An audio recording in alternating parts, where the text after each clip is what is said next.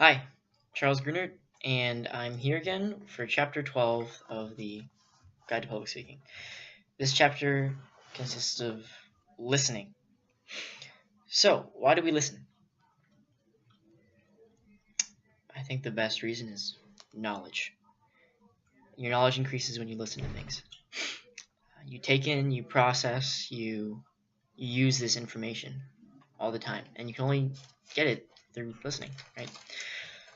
It also tells you about yourself. When you consider, what do I like to listen to? Like, what do I um, retain in my head?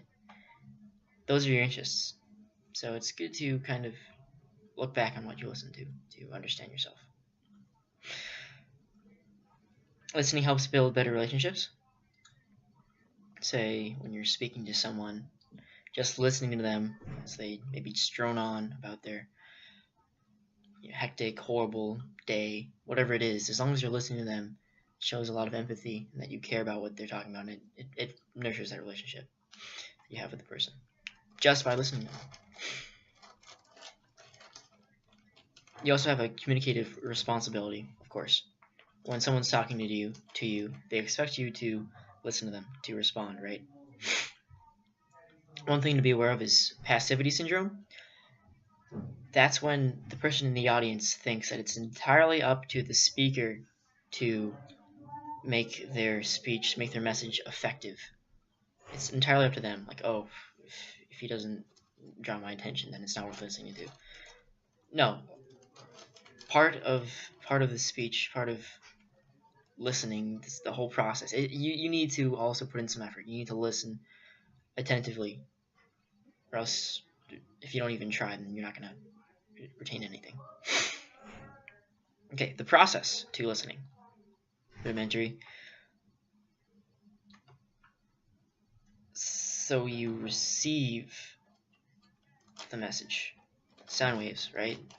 You hear something, and at that point, your mind makes the decision, attentively, do I want to listen to this? Yes or no?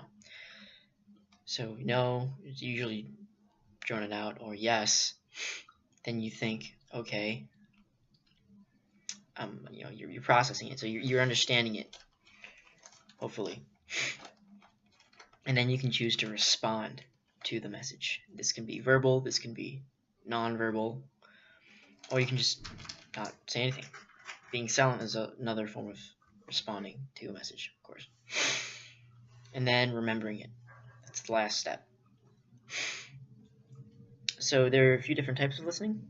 There is appreciative listening, which would just be listening for, like, as a pastime, listening to something recreatively because you enjoy it, because you like it. Like, I'm listening to poetry because I enjoy poetry, or